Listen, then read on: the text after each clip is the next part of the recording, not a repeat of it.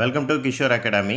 இன்றைக்கி இந்த வீடியோவில் example 1.13 12th standard physics English medium பார்க்க போகிறோம். So consider a point charge plus q placed at a origin and another point charge minus 2q placed at a distance of 9 meter from the charge of plus q.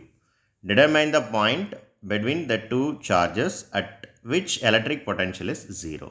So ஒரு பாயிண்டில் plus Q charge இருக்குது. அங்கேருந்து 9 metre distance தள்ளி -2 Q charge இருக்குது. இப்போ ஒரு பாயிண்டில் எந்த பாயிண்டில் இந்த ரெண்டு சார்ஜுக்கு இடையில் எந்த பாயிண்டில் பொட்டன்ஷியல் வேல்யூ வந்து 0 ஆகும் அப்படின்னு சொல்லி என்ன செஞ்சுருக்கிறாங்க கேட்டிருக்கிறாங்க. ஸோ இதுக்கு ஃபர்ஸ்ட் ஸ்டெப் நான் சொன்ன மாதிரி இந்த படம் வரைஞ்சிக்கணும். ஸோ இந்த இடத்துல ப்ளஸ் க்யூ, இந்த இடத்துல வந்து -2q, இந்த ரெண்டுக்கும் இடையில் இருக்கக்கூடிய டிஸ்டன்ஸ் வந்து 9. இப்போது நாமளாக ஒரு பாயிண்ட் அசம்ஷன் பண்ணிக்கிறோம் P. இந்த பாயிண்டில் தான் எலக்ட்ரிக் பொட்டன்ஷியல் 0 ஆக போகுது அப்படின்னு சொல்லி நம்ம அசம்ஷன் பண்ணிக்கிறோம்.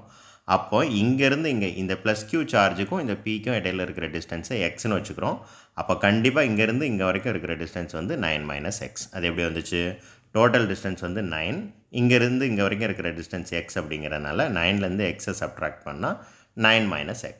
ஸோ இந்த வேல்யூவை முதல்ல அண்டர்ஸ்டாண்ட் பண்ணணும். அதுக்கப்புறம் எலக்ட்ரிக் பொட்டன்ஷியல் வேல்யூ வந்து 0 அப்படின்னு சொல்லிட்டாங்க, சம்மிலே கொடுத்துட்டாங்க. அதனால் V டோட்டல் அதுக்குண்டான ஃபார்முலாவை நம்ம என்ன செய்யணும்? சப்ஸ்டிடியூட் பண்ணணும். 1/4/ε0 Q/R. ஸோ 1/4/ε0 எழுதியாச்சு. இங்கே இருக்கிற சார்ஜ் வேல்யூ என்னவோ அந்த சார்ஜ் வேல்யூ எழுதியாச்சு. டிவைடட் பை இந்த ரெண்டுக்கு இடையில் இருக்கிற டிஸ்டன்ஸ் எழுதணும். அப்படி தான் இந்த Q/x வந்துச்சு. அதே மாதிரி ரெண்டாவது சார்ஜுக்கும் எழுதணும். அதுவும் 1/4/ε0. இங்கே இருக்கிற சார்ஜ் வேல்யூ எவ்வளவு? -2q டிவைடட் பை இந்த டிஸ்டன்ஸ் எவ்வளவு? 9/x. இப்போ இந்த ரெண்டும் தனித்தனியாக எழுதியிருப்போம். இந்த ரெண்டுலேயும் காமனாக 1/4/ε0 இருந்திருக்கும். அது வெளியில் வந்துருச்சு. அப்படி எடுத்து இங்கே என்ன செஞ்சுட்டாங்க? எழுதிட்டாங்க.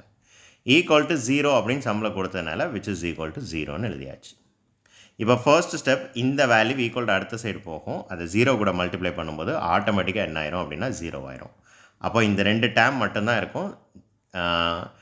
9/x -2q/9 - x is equal to 0ன்னு கிடச்சிருக்கும். இப்போ பாருங்கள், அதில் இந்த டேம் அடுத்த சைடு கொண்டு போனோம்னா மைனஸில் இருக்கிறது என்ன ஆயிரும்? ப்ளஸ் ஆயிரும். ஸோ அப்படி தான் இந்த ஸ்டெப் வந்துச்சு. இப்போது இந்த ப்ளஸ் க்யூவையும் இந்த ப்ளஸ் க்யூவையும் என்ன செஞ்சிடலாம் அப்படின்னா கேன்சல் பண்ணிடலாம். அப்போ மீதி என்ன இருக்கும்? 1/x = 2/9 - x. இதுக்கப்புறம் ஜஸ்ட் கிராஸ் மல்டிப்ளை பண்ணிங்கன்னா பாருங்கள், 1ஐயும் 9 - xையும் கிராஸ் மல்டிப்ளை பண்ணணும். அப்போ 9 - x கிடைக்கும்.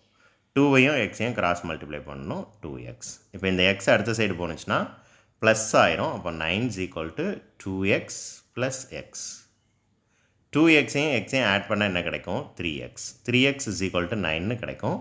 இப்போ இந்த 3 அடுத்த சைடு கொண்டு வந்து டிவைட் பண்ணுங்கள். எக்ஸோட வேல்யூ 3 அப்படின்னு சொல்லி கிடச்சிரும். That's all. ஸோ இப்படி தான் இந்த எக்ஸோட வேல்யூ 3ன்னு வந்துச்சு. தேங்க்யூ.